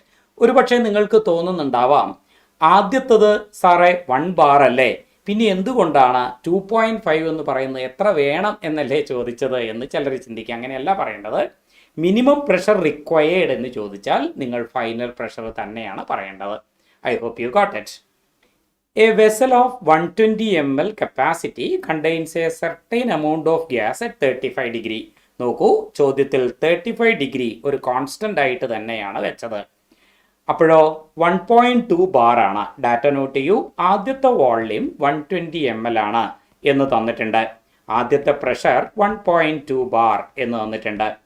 Gas is transferred to another vessel of volume 180 ml. നമ്മളോട് ചോദിച്ചത് എന്താണ്? എന്തായിരിക്കും ഫൈനൽ പ്രഷർ? എന്തായിരിക്കും P2? ഇതാണ് കണ്ടുപിടിക്കേണ്ടത്. എന്തായിരിക്കും? റിദാഹാൻ എന്തോ ഒരു സംശയം ഉണ്ടല്ലോ. എന്തിനാണ് നാം ബാർ എനിക്ക് അതിൻ്റെ ബാറിൻ്റെ ചേഞ്ച് ചെയ്യേണ്ട ആവശ്യമില്ല. നമ്മളോട് ചോദിച്ചിരിക്കുന്നത് എന്താണ്? ഫൈനൽ വോള്യൂം തന്നത് എത്രയാണ്? Metre cube. D M cube എന്ന് പറഞ്ഞാൽ ലിറ്റർ തന്നെ, 2 ലിറ്ററിലാണ്. ഞാൻ ആദ്യം എടുത്ത പ്രഷർ 1 ബാർ ആണ്. അപ്പോൾ എനിക്ക് ആൻസർ ഫൈനലി കിട്ടിയത് 2.5 ബാർ ആണ്. പിടികിട്ടിയോ? അത്രയേ ഉള്ളൂ. അപ്പോൾ ഇതിൽ നിന്ന് ഓൾറെഡി പലർക്കും ആൻസർ കിട്ടി. P1 V1 equal to P2 V2 എടുത്തു. Very good. What would be the pressure? 0.8 എന്ന് പലരും ആൻസർ ചെയ്ത് കഴിഞ്ഞു. എക്സലൻറ്റ്. നമുക്ക് അടുത്തതിലേക്ക് പോകാം. ഇതിൽ ഏതാണ് ബോയിൽസ് ലോയിനെ റെപ്രസെൻ്റ് ചെയ്യുന്നത്? നമുക്കറിയാം V is inversely proportional to pressure. അതാണ്. So the correct option should be B. അടുത്തതിലേക്ക് പോയാലോ? Which of the following graphs represent correct Boyle's law? ഏതാണ് ഇതിൽ കറക്റ്റ് ബോയിൽസ് ലോ വരുന്നത്? നമുക്കറിയാം പിയും 1/v പ്ലോട്ട് ചെയ്താൽ straight line passing through origin ആണ്. PVയെ പിയുമായി പ്ലോട്ട് ചെയ്താൽ അതും കറക്റ്റാണ്. വിയും പിയും തമ്മിൽ വരച്ചിരിക്കുന്ന ഗ്രാഫ് റെക്ടാങ്കുലാർ ഹൈപ്പർബോളിക്, അത് കറക്റ്റാണ്. എന്നാൽ പിയും 1/v പ്ലോട്ട് ചെയ്താൽ ഈ കിട്ടുന്ന ഗ്രാഫ് കിട്ടില്ല. ഈ കിട്ടുന്ന ഗ്രാഫ് കിട്ടണമായിരുന്നുവെങ്കിൽ നമ്മൾ ലോഗരിതമിക് പ്ലോട്ട് വരയ്ക്കണമായിരുന്നു. സോ 1ഉം 2ഉം 3ഉമാണ് കറക്റ്റായത്. അടുത്തതിലേക്ക് പോവാം. അടുത്ത് നോക്കൂ. Graph between pressure and volume are plotted at different temperature. Which of the following isotherms represent Boyle's law? നമുക്കറിയാം പിയും വിയും കൂടി പ്ലോട്ട് ചെയ്തു. അവർ പറയുന്നുണ്ട് T1 ഈസ് ഹയർ ടെമ്പറേച്ചർ. അപ്പോൾ അവർ കൊടുത്തിരിക്കുന്ന ഗ്രാഫ് കറക്റ്റ് തന്നെയാണ്. ഇവിടെയോ പിയും വിയും റെക്റ്റാങ്കുലാർ ഹൈപ്പർബോളിക് ആണ്. T1 ഗ്രേറ്റർ ദാൻ T2 ആണ്. സോ ആദ്യം മുകളിലൂടെ തന്നെയാണ് പോകേണ്ടത്. That also correct. PV is a constant. പിക്ക് അനുസരിച്ച് പ്ലോട്ട് ചെയ്താൽ അതും കറക്റ്റാണ്. നാലാമത്തെ ഗ്രാഫ് ഒന്ന് നോക്കൂ. നമുക്കറിയാം PV is equal to a constant. രണ്ട് ഭാഗത്തും ലോഗരിതം എടുത്തു നോക്കൂ. Log PV is equal to log K or log AB എന്താണ്? Log A plus log B. So log P plus log V is equal to log K. K ഒരു constant ആണ്. ഒരു കോൺസ്റ്റൻറ്റിൻ്റെ logarithm എടുത്താൽ അത് മറ്റൊരു കോൺസ്റ്റൻറ്റ് തന്നെ. So we can say log P is equal to minus log V plus a constant. log K is a constant, K dash. ഇത് വീണ്ടും y equal to mx plus c എന്ന രൂപത്തിലാണ്. y ആക്സിസിൽ log x ഉം x ആക്സിസിൽ നിങ്ങൾ എടുത്തിരിക്കുന്നത് m അഥവാ സ്ലോപ്പ് ആണ്. സ്ലോപ്പിന് പകരം നിൽക്കുന്നത് -1 ആണ് എന്ന് മാത്രം. സോ എമ്മിന് പകരം നിൽക്കുന്നത് -1 ആണ്. സ്ലോപ്പ് നെഗറ്റീവ് 1 ആണ് എന്ന് വെച്ചാൽ ഏകദേശം 90 + 45 ഡിഗ്രിയിൽ എക്സ് ആക്സിസ് ഉണ്ടാക്കുന്നത്, അതായത് 135 ഡിഗ്രി എക്സ് ആക്സിസിൽ വന്ന് മുട്ടുന്ന വിധത്തിൽ നെഗറ്റീവ് സ്ലോപ്പോട് കൂടിയ ഗ്രാഫ് കിട്ടും. സോ ഈ പറയുന്നതെല്ലാം കറക്റ്റാണ്. എല്ലാം തന്നെ ബോയിൽസ് ലോയിനെയാണ് റെപ്രസെൻ്റ് ചെയ്യുന്നത്. ഇത് വളരെ സിമ്പിളായ ക്വസ്റ്റ്യൻ. പിയും 1/v പ്ലോട്ട് ചെയ്താൽ we get A straight line passing through origin. Line AB ആണ് കറക്റ്റ്. ഇവിടെ നമ്മളോട് ചോദിച്ചിരിക്കുന്നത് എന്താണെന്ന് നോക്കൂ. ഈ തന്നിരിക്കുന്ന ഗ്രാഫിൽ നിന്ന് നമുക്ക് എന്താണ് ഒബ്സർവ് ചെയ്യാൻ പറ്റുന്നത്? വോള്യൂമിന് വരുന്ന മാറ്റം എന്ത് എന്നാണ്. Pressure is increased at constant temperature. Pressure കൂട്ടി വോള്യൂം എന്ത് ചെയ്യും? വോള്യൂം കുറയും. നോക്കൂ, അത് ഗ്രാഫ് ഇല്ലാതെ തന്നെ എനിക്കറിയാം ബോയിൽസ് ലോയിൽ നിന്ന്. ടെമ്പറേച്ചർ കുറച്ചു, സ്വാഭാവികമായിട്ടും വോള്യൂം എന്ത് ചെയ്യും? വോള്യൂം കുറയും. അപ്പോൾ പ്രഷർ കൂട്ടിയാൽ എന്ത് സംഭവിക്കും? വോള്യൂം കുറയും. ടെമ്പറേച്ചർ കുറച്ചാലോ? വോള്യൂം കുറയും. ഈ രണ്ട് സമയത്തും വോള്യൂം കുറയുകയാണ് ചെയ്യുന്നത്. Volume will decrease in both the case. അടുത്തതിലേക്കൊന്ന് പോകാം. I hope you got it. എങ്ങനെയാണ്? പ്രഷർ കൂട്ടുകയാണ്, വോള്യൂം കുറയും. ടെമ്പറേച്ചർ കുറയ്ക്കുകയാണ്, അപ്പോഴും വോള്യൂം കുറയും. 150 കെൽവിൻ 100 കെൽവിനായി. ഒരേ കോൺസ്റ്റന്റ് പ്രഷറിൽ നിങ്ങൾ നോക്കൂ. 150 കെൽവിനിലുള്ള വോള്യൂം അല്ല 100 കെൽവിനിലുള്ളത്. 100 കെൽവിനിൽ വോള്യൂം കുറവാണ്. അടുത്തതിലേക്ക് പോകാം. At a constant temperature a gas occupies a volume of 200 ml at a pressure of 0.72 bar. Data note ചെയ്തല്ലോ. V1 is 200 ml and P1 is 0.72 bar. It is subjected to an external pressure of 0.9 bar. So P2 is 0.9 bar. What is the resulting volume? So resulting volume V2 എന്തായിരിക്കും? നമുക്കറിയാം P1 V1 by P2 ആയിരിക്കും. So P1 എന്ന് പറയുന്നത് 0.72, V1 200 ml, P2 എന്ന് പറയുന്നത് 0.9. So we can say 72 into 2 by 0.9. Am I right? So അങ്ങനെയാണ് എങ്കിൽ എനിക്ക് 8,972. അപ്പോൾ എനിക്ക് എന്തെഴുതാൻ പറ്റും? 880 എന്നായിരിക്കും. 80 into 2 160 എന്ന് കിട്ടും. അടുത്തതിലേക്ക് പോകാം.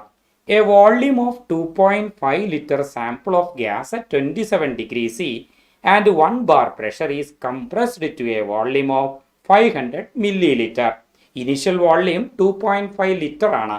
So V1 is 2.5 liter. അതേസമയം പ്രഷറോ 1 bar ആണ്. നാം കംപ്രസ് ചെയ്ത് ഫൈനൽ വോള്യൂം എന്തിലെത്തിച്ചു? 0.5 ലിറ്റർ, 500 ml ആണ്. എങ്കിൽ എന്തായിരിക്കണം പ്രഷർ? സിമ്പിളായിട്ട് തന്നെ അറിയാം. P1 V1 equal to P2 V2 എന്ന ഇക്വേഷൻ എഴുതാതെ തന്നെ പറയാം. കാരണം വോള്യൂം നിങ്ങൾ 1/5 ആക്കി കുറച്ചു. അപ്പോൾ പ്രഷർ സ്വാഭാവികമായിട്ടും 5 മടങ്ങാവും. അപ്പോൾ P1 V1 equal to P2 V2 എന്ന റിസൾട്ട് ഉപയോഗിച്ചാൽ ഫൈനൽ പ്രഷർ നിങ്ങൾക്ക് 5 ബാർ എന്ന് കിട്ടും. ചോദിച്ചത് എന്താണ്? എത്ര പെർസെൻറ്റേജ് കൂടി എന്നാണ്. എത്രയാ കൂടിയത്? P2 മൈനസ് P1 എത്രയാണ്? ആദ്യത്തെ പ്രഷർ എത്രയാണ്? 1 ബാർ. ഫൈനൽ പ്രഷറോ 5. സോ P2 മൈനസ് P1 എത്രയാണ്? 4. ഇതാണ് കൂടിയത്. എത്രയാണ് റിലേറ്റീവ് ഇൻക്രീസ്? ഇൻക്രീസ് ചെയ്തത് ഡിവൈഡഡ് ബൈ ഒറിജിനൽ. ഇതാണ് റിലേറ്റീവ് ഇൻക്രീസ്. എത്രയാണ് പെർസെൻറ്റേജ് ഇൻക്രീസ്? ഇൻറ്റു 100. സോ 400% ആണ് കൂടിയത് എന്ന് കാണാം. A 2 meter long tube closed at one end is lowered vertically into water until closed end is flush with water surface. Calculate the water level height in the tube. നമ്മൾ ഒരു tube ഇങ്ങനെ എടുത്തു വെച്ചിരിക്കുകയാണ്. അതിനുള്ളിൽ എയർ 1 atmospheric പ്രഷറിൽ ഉണ്ടെന്ന് എനിക്കറിയാം. നാം അതിനെ ഇങ്ങനെ അമർത്തി ഇതിൻ്റെ ബോട്ടം പാർട്ട് മേലെ ലിക്വിഡ് സർഫസിൽ എത്തുന്നത് വരെ നമ്മൾ ഫ്ലഷ് ചെയ്ത് വെച്ചു. പിന്നെയോ calculate the water level height in the tube. നമ്മളോട് ചോദിച്ചിരിക്കുന്നത് ഈ പറയുന്ന H എത്രയാണ് എന്നാണ് കണ്ടുപിടിക്കേണ്ടത്. നമ്മളൊരു ട്യൂബിനെ എന്ത് ചെയ്തു? വെർട്ടിക്കലി താഴ്ത്തി വെച്ചു. വെർട്ടിക്കലി താഴ്ത്തി വെക്കുന്ന സമയത്ത് ഇതിനകത്തേക്ക് വെള്ളം കയറി വരും. എത്ര വരെ കയറും എന്നാണ് ചോദിച്ചിരിക്കുന്നത്. കുറച്ച് ശ്രദ്ധിക്കേണ്ട ഒരു ക്വസ്റ്റ്യനാണ്. നമുക്കറിയാം P1 V1 equal to P2 V2. വെറുതെ നാം വെച്ചപ്പോൾ തന്നെ അതിനകത്ത് കയറിയിരിക്കുന്ന എയറിൻ്റെ പ്രഷർ എത്രയാണ്? അതിനകത്ത് കയറിയിരിക്കുന്ന എയറിൻ്റെ പ്രഷർ 1 atm പ്രഷറിലാണ് അല്ലേ? അതിനകത്ത് ബാരോമെട്രിക് പ്രഷർ 1 atm ആണ്. അവർ പറയുകയാണ് അത് എന്തായിട്ട് എടുക്കാം? 10 മീറ്റർ ഹൈഡ്രോസ്റ്റാറ്റിക് വാട്ടർ ഹെഡ് ആണ്. 10 മീറ്റർ വെള്ളം ഉണ്ടാക്കുന്ന പ്രഷറിന് തുല്യമാണ് എന്ന് എടുക്കാൻ പറയുകയാണ്. ഒരു അറ്റ്മോസ്ഫിയറിക് പ്രഷറിന് എന്ന് പറയുന്നത് 10 മീറ്റർ ഉയരത്തിൽ ഉണ്ടാക്കുന്ന വാട്ടർ കോളം എക്സേർട്ട് ചെയ്യുന്ന പ്രഷറിന് തുല്യമാണ് എന്ന് പറയുന്നു. അപ്പോൾ ആദ്യം 10 മീറ്റർ വാട്ടർ കോളം പ്രഷറാണ് P1. 10 metre water column pressure.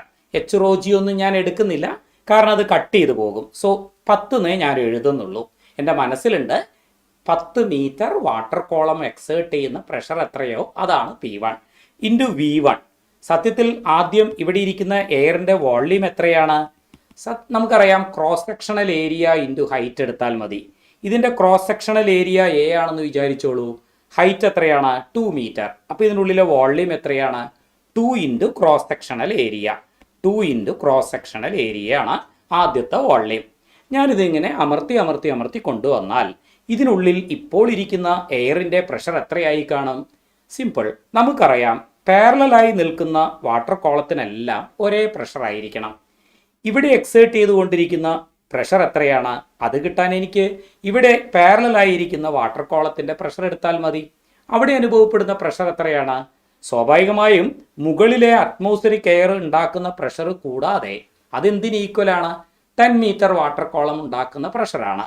അതിന് കൂടാതെ H മീറ്റർ വാട്ടർ കോളത്തിൻ്റെ കൂടെ പ്രഷർ ഈ പറയുന്ന A എന്ന പോയിന്റിലുണ്ട്.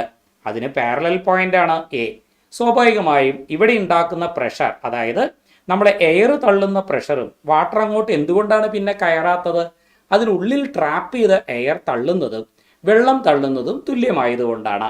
അപ്പോൾ നമുക്ക് മനസ്സിലാക്കാം ഈ ട്രാപ്പ് ചെയ്ത എയർ കോളം ഉണ്ടാക്കുന്ന പ്രഷർ എന്ന് പറയുന്നത് ഇതിന് പാരലലായി നിൽക്കുന്ന A എന്ന പോയിന്റിലെ പ്രഷറിന് തുല്യമാണ്. അതെത്രയാണ്? 10 മീറ്റർ വാട്ടർ കോളത്തിൻ്റെ pressure plus H metre water കോളത്തിൻ്റെ പ്രഷറാണ്. സോ P2 എന്ന് പറയുന്നത് 10 പ്ലസ് എച്ച് ആണ്. I hope you got it. ഇത് മൊത്തമായി എക്സേർട്ട് ചെയ്യുന്ന 10 മീറ്റർ വാട്ടർ കോളത്തിൻ്റെയും അതുപോലെ തന്നെ എച്ച് മീറ്റർ വാട്ടർ കോളത്തിൻ്റെയും പ്രഷർ കൂട്ടിയാൽ ഫൈനൽ പ്രഷർ കിട്ടും. അതായത് 10 പ്ലസ് എച്ച്. എന്താണ് V2? V2 എന്ന് പറയുന്നത് cross sectional area into height. ഇപ്പോൾ എച്ച് ഹൈറ്റേ ഉള്ളൂ. ക്രോസ് സെക്ഷണൽ ഏരിയ നമുക്ക് ക്യാൻസൽ ചെയ്തേക്കാം. ക്രോസ് സെക്ഷണൽ ഏരിയ ക്യാൻസൽ ചെയ്തു പോയി. അപ്പോൾ അങ്ങനെയാണ് എങ്കിൽ എനിക്ക് എന്ത് എഴുതാൻ പറ്റും എന്ന് നോക്കൂ. I hope you are following. അപ്പോൾ P1 V1 equal to P2 V2 എന്ന റിസൾട്ടാണ്. So 20 is equal to 10 plus H into plus H square എന്ന് കിട്ടും. Am I right? ഞാനൊന്ന് എക്സ്പാൻഡ് ചെയ്തതാണ്. So you are getting a quadratic equation. We can write h square plus 10h minus 20 is equal to 0. So what will be the value of h? നമുക്ക് എല്ലാവർക്കും അറിയാം minus B plus or minus root of B square minus 4ac by 2a. So minus B plus or minus root of B square minus 4ac by 2a എടുത്താൽ minus 10 plus or minus root of B square minus 4 into 1 into minus 20 divided by 2 into 1. So minus 10 plus or minus നമുക്ക് വേണമെങ്കിൽ അടുത്ത ഷീറ്റിൽ ഒന്ന് ചെയ്തു നോക്കാം അല്ലേ? ഈ ഫോർമുല നിങ്ങളുടെ മനസ്സിലുണ്ടല്ലോ. എന്താ കിട്ടിയത് ആ ഇക്വേഷൻ? നമുക്ക് കിട്ടിയ ഇക്വേഷൻ നോക്കൂ.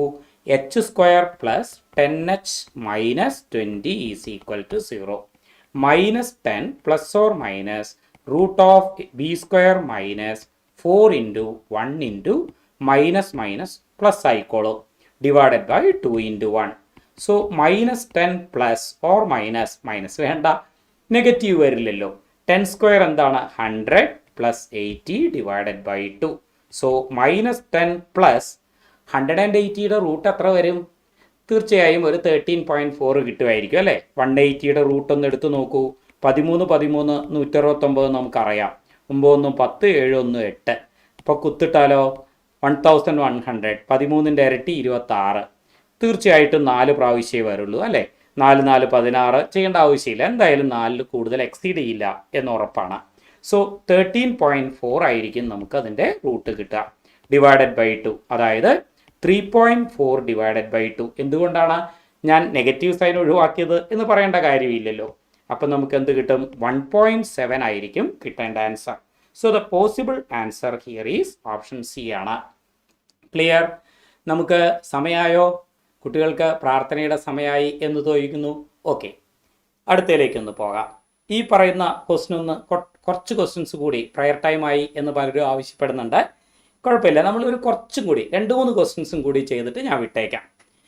ദ വോള്യൂം ഓഫ് നമുക്ക് തീർച്ചയായിട്ടും മറ്റ് ഗ്യാസ് ലോസിലേക്ക് ഇന്ന് പോകാൻ പറ്റും എന്ന് തോന്നുന്നില്ല. ഒന്നുകൂടി എക്സ്പ്ലെയിൻ ചെയ്യാൻ വീണ പറയുന്നുണ്ട് ഈ ചോദ്യം വളരെ സിമ്പിളാണ് വീണേ. കാണാൻ വലിയൊരു ചോദ്യമാണെങ്കിലും വീണയ്ക്ക് ഈ ചോദ്യം ഒന്നുകൂടി റിപ്പീറ്റ് ചെയ്താൽ തരക്കേടില്ല എന്ന് പറയുന്നു. വീണ ഓർത്തിരിക്കേണ്ട കാര്യം, ഈ ട്യൂബിനകത്ത് ആദ്യം ഇരിക്കുന്ന എയറിൻ്റെ പ്രഷർ എന്ന് പറയുന്നത് 1 അറ്റ്മോസ്ഫിയറിക് പ്രഷറാണ്. ആ സ്ഥലത്തെ അറ്റ്മോസ്ഫിയറിക് പ്രഷറിനെ എന്താക്കി എടുക്കാനാണ് പറയുന്നത്? 10 മീറ്റർ ഹൈഡ്രോസ്റ്റാറ്റിക് വാട്ടർ ഹെഡ് ആണ്. അപ്പോൾ ആദ്യത്തെ പ്രഷർ, വീണയുടെ കയ്യിലുള്ള equation P1 V1 equal to P2 V2 അല്ലേ? പാത്രത്തിനകത്ത് ആദ്യം കയറിയിരിക്കുന്ന എയറിൻ്റെ പ്രഷർ എത്രയാണ്? 10 മീറ്റർ വാട്ടർ കോളം ഉണ്ടാക്കുന്ന പ്രഷർ. വേണമെങ്കിൽ അത് എത്രയാണ് എന്ന് കണ്ടുപിടിക്കാൻ വീണയ്ക്ക് എച്ച് റോ ജി എന്ന ഫോർമുല വെച്ച് ചെയ്യാം. പക്ഷെ അതിൻ്റെ ആവശ്യമില്ല, കാരണം റോയും ജിയും കട്ട് ചെയ്ത് പോയിക്കോളും. അതുകൊണ്ടാണ് ഞാനതിവിടെ ചെയ്യാത്തത്. 10 മീറ്റർ വാട്ടർ കോളം ഉണ്ടാക്കുന്ന പ്രഷറാണ് ആദ്യം ഉള്ളത്. അതായത് ഞാൻ വെറുതെ ഡിപ്പ് ചെയ്ത് വെച്ച പാത്രത്തിനകത്തൊക്കെ എയർ കയറി നിൽക്കുന്നത് അറ്റ്മോസ്ഫിയറിക് പ്രഷറിലാണ്. ഹൈറ്റ്, വോള്യൂം എങ്ങനെയാണ് കാണാറ് വീണേ? Cross sectional area into height. Cross sectional area A എന്നും ഹൈറ്റ് 2 മീറ്റർ എന്നും ഞാൻ എടുത്തു. ഇതാണ് V1. ഇനി ഇത് ഡിപ്പ് ചെയ്ത് പിടിച്ച സമയത്ത് ഇവിടെയുള്ള പ്രഷർ എത്രയാണ്? ഞാൻ പറഞ്ഞു ഇതിന് പാരലൽ ആയിട്ടുള്ള പോയിന്റുകളിൽ പ്രഷർ സെയിം ആയിരിക്കും എന്ന് വീണയ്ക്കറിയാം. ഇവിടെ ഇരിക്കുന്ന പോയിന്റിന്റെ പ്രഷർ എത്രയാണ്? നമുക്കറിയാം ഈ ഭാഗത്തുള്ള അറ്റ്മോസ്ഫിയറിക് എയർ എക്സേർട്ട് ചെയ്യുന്ന പ്രഷർ മൊത്തമായിട്ടും അറ്റ്മോസ്ഫിയറിക് പ്രഷർ ഉണ്ടാക്കുന്നത് 10 മീറ്റർ വാട്ടർ കോളം ഉണ്ടാക്കുന്ന പ്രഷർ എത്രയോ അത്രയ്ക്ക് തുല്യമാണ്. കൂടാതെ എ എന്ന പോയിന്റിലേക്ക് വരണമെങ്കിൽ എച്ച് മീറ്റർ വാട്ടർ കോളം കൂടി കവർ ചെയ്യണം. അപ്പോൾ ടോട്ടൽ ആ പോയിന്റിലെ പ്രഷർ എത്രയ്ക്ക് ഈക്വലാണ്? 10 plus H metre water column ഉണ്ടാക്കുന്ന പ്രഷറിന് ഈക്വാലൻ്റ് ആണ്. വോള്യൂം എന്താണ്? Cross sectional area into length. ഇവിടെ ഹൈറ്റ് എച്ച് മീറ്റർ ആണ്. ഇതാണ് ഈ volume of the air trap ചെയ്തത് എത്രയാണ് എന്നറിയാം. ഓർത്തിരിക്കുക, ഇതിനകത്തിരിക്കുന്ന അതേ എയറിൻ്റെ നമ്പറാണ് ഇവിടെ ഇരിക്കുന്നത്. രണ്ടിലിരിക്കുന്ന ഗിവൺ മാസ് ഓഫ് എയർ തന്നെയാണ്. അപ്പം അങ്ങനെയാണ് എങ്കിൽ നമുക്ക് എന്ത് എഴുതാൻ പറ്റും നോക്കൂ. 20 ഈസ് ഈക്വൽ ടു എക്സ്പാൻഡ് ചെയ്യൂ 10h plus H square. Quadratic equation solve ചെയ്യാൻ ഞാൻ പറയേണ്ട കാര്യമില്ലല്ലോ. ഇത് സോൾവ് ചെയ്തപ്പോൾ എനിക്ക് കിട്ടിയ എച്ചിൻ്റെ വിലയാണ് ഞാൻ പറഞ്ഞത് 1.71 മീറ്റർ ആണ്. ക്വാഡ്രാറ്റിക് ഇക്വേഷൻ സോൾവ് ചെയ്യാൻ അറിയാലോ. ഓക്കെ, ഇനി നമുക്ക് അടുത്ത ചോദ്യത്തിലേക്കൊന്ന് പോകാം. Initial volume of gas cylinder is 750 ml. If the pressure of the gas inside the cylinder changes from 840 mm Hg to 360 mm Hg, the final volume of the gas will be. Very simple question. Temperature constant ആണ്. So P1 V1 equal to P2 V2 എടുക്കേണ്ട ആവശ്യമേ ഉള്ളൂ. P1 എന്ന് പറയുന്നത് എത്രയാണ്? ആദ്യം 840 mm Hg പ്രഷറാണ്. 840 mercury പ്രഷറാണ്. മെർക്കുറി. 1 mm മെർക്കുറി പ്രഷറിനെയാണ് നാം ഒരു ടോറിസെല്ലി 1 ടോർ എന്ന് പറയുന്നത്. കണ്ടെയ്നറിൻ്റെ വോള്യൂം ആദ്യം എത്രയാണ്? 750 മില്ലി ലിറ്റർ. ആൻസർ ഒക്കെ ലിറ്ററിലായതുകൊണ്ട് എനിക്ക് വേണമെങ്കിൽ ആദ്യം തന്നെ വോള്യൂം ലിറ്ററിലേക്ക് ആക്കിയിട്ടും ചെയ്യാം, അല്ലെങ്കിൽ ഫൈനൽ വോള്യൂം കിട്ടിയതിന് ലിറ്ററിലാക്കി മതി. P2 എത്രയാണ്? 360 ഇൻറ്റു V2 നമുക്ക് കണ്ടുപിടിക്കണം. അപ്പോൾ എത്രയാണ് കിട്ടിയത്? 840 ഇൻറ്റു 0.75/360. നല്ല ഡാറ്റയാണ് അല്ലേ? 0 കട്ട് ചെയ്തേക്കാം. വേണമെങ്കിൽ എനിക്ക് 4 കൊണ്ട് കട്ട് ചെയ്താൽ 4 9 36 21 എന്ന് കിട്ടും. വേണമെങ്കിൽ 3 കൊണ്ട് കട്ട് ചെയ്തോളൂ. 3 9 7 3 21. 3.75 0.25. 0.75 ഇൻറ്റു 0.25 ഇൻറ്റു 7 എത്രയാവും? 1.75 ലിറ്റർ ആയിരിക്കും. Clear now? അടുത്തതിലേക്ക് ഒന്ന് പോയി നോക്കാം. At constant temperature what should be the percentage increase in pressure four A 5% decrease in the volume of gas? എന്താ സംഭവിച്ചത്? ഗ്യാസിൻ്റെ വോള്യൂം 5% കുറച്ചു. പെട്ടെന്ന് വിചാരിക്കും വോള്യൂം ഡബിൾ ആയാൽ പ്രഷർ എന്താവും? പകുതിയാവും. അങ്ങനെയാണെങ്കിൽ 5% വോള്യൂം കുറഞ്ഞാലോ പ്രഷർ 5% കൂടിപ്പോവും എന്ന് നമ്മൾ പെട്ടെന്ന് പറഞ്ഞേക്കരുത്. കാരണം കറക്റ്റ് ആൻസർ 5.26% എന്ന് തന്നെയായിരിക്കും. എങ്ങനെയാണ് അത് കിട്ടിയത് നോക്കൂ. P1 V1 equal to P2 V2 എന്നാണ്. നമ്മളോട് പറഞ്ഞിരിക്കുന്നത് എന്താണ്? പെർസെൻറ്റേജ് ഇൻക്രീസ് ഇൻ പ്രഷർ 5% അതായത് ആദ്യത്തെ പ്രഷർ 100 ആണ് എങ്കിൽ പ്രഷർ ഇപ്പോൾ എത്രയായി? അതാ പെർസെൻറ്റേജ് ഇൻക്രീസ് ആണ് കണ്ടുപിടിക്കേണ്ടത് അല്ലേ? നമ്മളോട് ചോദിച്ചിരിക്കുന്നത് പെർസെൻറ്റേജ് ഇൻക്രീസ് ഇൻ പ്രഷറാണ്. 5% വോള്യൂം ഡിക്രീസ് ചെയ്തു എന്നാ പറയുന്നത്. ആദ്യത്തെ പ്രഷർ P1 ആണെന്ന് എടുത്തോളൂ. ആദ്യത്തെ വോള്യൂം 100. ഇപ്പോഴത്തെ പ്രഷർ P2. ഇപ്പോഴത്തെ വോള്യൂം എത്രയാണ്? 95. 100 ആദ്യം ഉണ്ടെങ്കിൽ ഇപ്പം 95 അല്ലേ ഉണ്ടാവുള്ളൂ. എന്നോട് ചോദിച്ചത് എന്താണ്? ഇൻക്രീസ് ഇൻ പ്രഷർ അല്ല. ഇൻക്രീസ് ഇൻ പ്രഷർ എന്ന് പറയുന്നത് P2 മൈനസ് P1 ആണ്. അതല്ല കാണേണ്ടത്. പിന്നെയോ റിലേറ്റീവ് ഇൻക്രീസ് ആണോ കാണേണ്ടത്? അതുമല്ല. റിലേറ്റീവ് ഇൻക്രീസ് എങ്ങനെയാണ് കാണുക? Increase divided by original. കണ്ടുപിടിക്കേണ്ടത് പെർസെൻറ്റേജ് ഇൻക്രീസ് ആണ്. അതായത് P2 ബൈ P1 -1 ഇൻറ്റു 100. ഇതെന്ത് എന്നാണ് എൻ്റെ ചോദ്യം. സത്യത്തിൽ ആരാണ് ഈ P2 ബൈ P1 എന്ന് പറയുന്നത്? P2 ബൈ P1 എന്ന് പറയുന്നത് 100/95 ആണ്. സോ 100/95 -1 ഇൻറ്റു 100 ആണ് കണ്ടുപിടിക്കേണ്ടത്. അതായത് 100 - 95 എന്ന് പറഞ്ഞാൽ 5. 5 divided by 100 into 5 divided by 95 into 100 ആണ് കണ്ടുപിടിക്കേണ്ടത്. Am I right? 500 divided by 95 തീർച്ചയായും 5.26 ആണ് എന്ന് നമുക്ക് കണ്ടുപിടിക്കാം. പിടികിട്ടിയോ? അടുത്തതിലേക്ക് പോകാം. I hope you got it. അടുത്തൊരു ചോദ്യം കൂടി നോക്കൂ. 2 glass bulbs A and B at the same temperature are connected by a very small tube having a stopcock. Bulb A has volume 100 cm3. Bulb A ഉണ്ട്, അതുപോലെ തന്നെ bulb B ഉണ്ട്. ഇത് രണ്ടും ചേർത്ത് നാം ഒരു സ്റ്റോപ്പ് കോക്കുമായി കണക്ട് ചെയ്തിരിക്കുകയാണ്. ബൾബ് എയുടെ വോള്യൂം 100 cm3 ആണ് എന്ന് തന്നിട്ടുണ്ട്. ബൾബ് B എന്തായാലും എംറ്റി ആണ്, പക്ഷേ അതിൻ്റെ വോള്യൂം എനിക്കറിയില്ല. സ്റ്റോപ്പ് കോക്ക് തുറന്നപ്പോൾ എന്താ സംഭവിച്ചത്? Pressure fell down to 20%. The volume of the bulb B is, നമുക്കറിയാം P1 V1 equal to P2 V2 എന്നാണ്. ആദ്യം ഉണ്ടായ പ്രഷർ എത്രയാണ്? ആദ്യത്തെ പ്രഷർ ഒരു 100 ആണെന്ന് വിചാരിച്ചോളൂ. അങ്ങനെയാണെങ്കിൽ ആദ്യത്തെ വോള്യൂം 100 cm³ ആണ്. ഇപ്പോഴത്തെ പ്രഷർ എത്രയാണ്? ഫെൽ ഡൗൺ ടു 20% എന്നാ പറയുന്നത്. അതായത് ഇപ്പോഴത്തെ പ്രഷർ 20 ഉള്ളൂ. ആദ്യം 100 ആണെങ്കിൽ ഇപ്പോഴത്തെ പ്രഷർ 20 ആണ്. ഇപ്പോൾ ഗ്യാസിന് മൊത്തമായി നിൽക്കാൻ എത്ര വോള്യൂം കിട്ടി? സ്റ്റോപ്പ് കോക്ക് തുറന്നാൽ ഗ്യാസിന് മുഴുവനായും നിൽക്കാം. രണ്ട് പാത്രത്തിലും ചേർന്നുള്ള വോള്യൂമാണ് ഞാനിവിടെ V2 എന്നെടുത്തത്. എങ്കിൽ എന്തായിരിക്കും V2 എന്ന് പറയുന്നത്? 20/100/5. അപ്പോൾ വോള്യൂം, ഫൈനൽ വോള്യൂം 500 cm³ എന്നാണ് കിട്ടിയത്. എ എന്ന ബൾബിൻ്റെ വോള്യൂം 100 cm³ ആണ്. Final volume 500. അപ്പോൾ ബിയുടെ വോള്യൂം എന്തായിരിക്കണം? 400 cm³ ആയിരിക്കണം. So I hope you got some idea about Boyle's law. ഒരു ചോദ്യം കൂടി നമുക്ക് ചെയ്തേക്കാം. ഈ ക്വസ്റ്റ്യൻ തീർച്ചയായും ഹാർഡറായ ക്വസ്റ്റ്യൻ ആണ്. ഇത് നമുക്കൊന്ന് ശ്രമിച്ചു നോക്കാം. നമുക്കത് എല്ലാവർക്കും, ഇത് പറ്റാവുന്നവർക്കൊന്ന് ചെയ്തിട്ട് നമുക്കൊന്ന് മതിയാക്കിയേക്കാം. എല്ലാവരും ഇത്രയും നേരം കേട്ടിരുന്നു. നമുക്ക് കുറച്ച് ഈ ക്വസ്റ്റ്യനും കൂടി കഴിഞ്ഞിട്ട് നമുക്ക് എന്ത് ചെയ്യാം? അടുത്ത ലോ നമ്മളിന്ന് എടുക്കുന്നില്ല. ഈ ക്വസ്റ്റ്യൻ നമുക്കിതൊന്ന് നോക്കാം. ഓക്കെ, ഇതൊന്ന് വായിച്ചു നോക്കാം. A thin tube of uniform cross section has trapped air column of length 46 and 44.5 cm above and below a middle pellet of 5 cm in length, see in figure, when held at 60 degree to the vertical. When placed horizontally, columns are of equal length. ഈ ട്യൂബിനെ നാം ഹൊറിസോണ്ടലാക്കി വെച്ചാൽ, ഇത് തീർച്ചയായും വളരെ ഹാർഡറായ ഒരു question ആണ്. ഇത് ഒരു IIT എക്സ്പീരിയൻസിന് മാത്രം പ്രതീക്ഷിക്കാവുന്ന ഒരു ചോദ്യമാണ്. എങ്കിലും ഞാൻ ആ ചോദ്യത്തിൻ്റെ ഫണ്ടമെൻ്റൽ ഐഡിയ മാത്രം പറയാം. അത് കഴിഞ്ഞ് നിങ്ങൾക്ക് സെൽഫായിട്ട് വർക്കൗട്ട് ചെയ്ത് നോക്കാവുന്നതേ ഉള്ളൂ. അപ്പോൾ നമ്മളിവിടെ ഒരു 5 സെൻറ്റിമീറ്റർ ഭാഗത്ത് 5 സെൻറ്റിമീറ്റർ മെർക്കുറി കോളം കാണുന്നുണ്ട്. ഈ ഹൊറിസോണ്ടലാക്കി വെച്ചപ്പോൾ അവർ പറയുന്നത് ഇവിടെയും ഇവിടെയും ഇരിക്കുന്ന എയർ കോളത്തിൻ്റെ ലെങ്ത് സെയിം ആണ്. ഹൊറിസോണ്ടലാക്കി വെക്കുന്ന സമയത്ത് ഇവിടെയുള്ളതും പ്രഷർ സെയിം ആയിരിക്കണമല്ലോ. ഹൊറിസോണ്ടലായിട്ട് നിൽക്കുമ്പോൾ രണ്ട് ഭാഗത്തുള്ള പ്രഷർ സെയിം ആണ്. അവരിപ്പോൾ പറയുന്നു വോള്യൂമും സെയിം ആണ്. കാരണം രണ്ട് ഭാഗത്തുള്ള ലെങ്ത് സെയിം ആണ്. എത്രയായിരിക്കും അപ്പോൾ ആ ലെങ്ത്? സിമ്പിളായിട്ട് കാൽക്കുലേറ്റ് ചെയ്യാം. ഈ ട്യൂബിൻ്റെ ടോട്ടൽ ലെങ്ത് എത്രയാണ്? 44.5 പ്ലസ് 5 അതുപോലെ 46. ആകെ കൂട്ടി നോക്കിയാൽ ടോട്ടൽ ലെങ്ത് കിട്ടും. ആ 5 സെൻറ്റിമീറ്റർ ഒഴിച്ചു നിർത്തിയാൽ എത്ര ലെങ്ത് കാണണം? 44.5 46. ശരിയല്ലേ?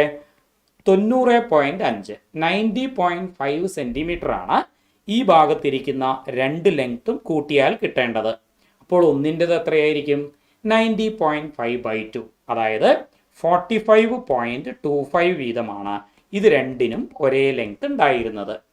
എന്നാൽ അവർ അത് ഇൻക്ലൈൻ ചെയ്ത് വെച്ച സമയത്ത് എന്താ പ്രത്യേകത എന്ന് നോക്കൂ.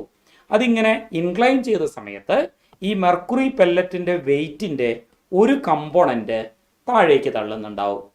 ഒരു കമ്പോണൻറ്റ് തള്ളുന്നത് കാരണം എന്ത് സംഭവിച്ചു? ഇവിടെ ഇരിക്കുന്ന എയർ ഒന്ന് കംപ്രസ് ചെയ്യപ്പെട്ട് അതിൻ്റെ ലെങ്ത് ഒന്ന് കുറഞ്ഞു. അതിനനുസരിച്ച് ഈ ഭാഗത്ത് ലെങ്ത് കൂടുകയും ചെയ്തു. എനിക്ക് ഇവിടെ ഇരിക്കുന്ന പ്രഷർ, ഇപ്പോഴുള്ള പ്രഷർ P0 ആണെന്ന് എടുത്തോളൂ. ഇവിടെ ഇരിക്കുന്ന പ്രഷർ P0 ആണ് എങ്കിൽ തീർച്ചയായും ഇതുവരെയുള്ള പ്രഷറും ഇവിടെയുള്ള പ്രഷറും എന്ത് തന്നെയായിരിക്കണം? P0 തന്നെയായിരിക്കണം. ശരിയല്ലേ? രണ്ട് ഭാഗത്തും ഇരിക്കുന്ന പ്രഷർ ഈക്വലായിട്ട് നിൽക്കുകയാണ്. എങ്കിൽ ഞാൻ ഈ ഭാഗവും ഒന്ന് എടുക്കാം. ഈ ഭാഗത്തിരിക്കുന്നത് ഇവിടെയാണെന്ന് വിചാരിച്ചോളൂ. അങ്ങനെയാണെങ്കിൽ നിങ്ങൾ ഉണ്ടാക്കിയ ഇക്വേഷൻ എന്തായിരിക്കും? We have P1 V1 equal to P2 V2. P1 എത്രയാണ്? ആ ഭാഗത്ത് ആദ്യം ഉണ്ടായിരുന്ന പ്രഷർ P0 ആണ്. ആദ്യത്തെ volume cross sectional area into height. Cross sectional area cancel ചെയ്യുമെന്ന് നിങ്ങൾക്കറിയാം. ഹൈറ്റ് 45.25. ഇനി P2, ഇവിടെ ഇരിക്കുന്ന പ്രഷർ നിങ്ങൾ വേണമെങ്കിൽ P1 എന്നെടുത്തോളൂ. ഇവിടെ ഇരിക്കുന്ന പ്രഷർ P2 എന്നെടുത്തോളൂ.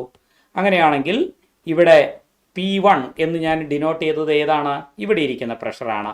V2 എത്രയാണ്? Cross sectional area into length. I hope you got it.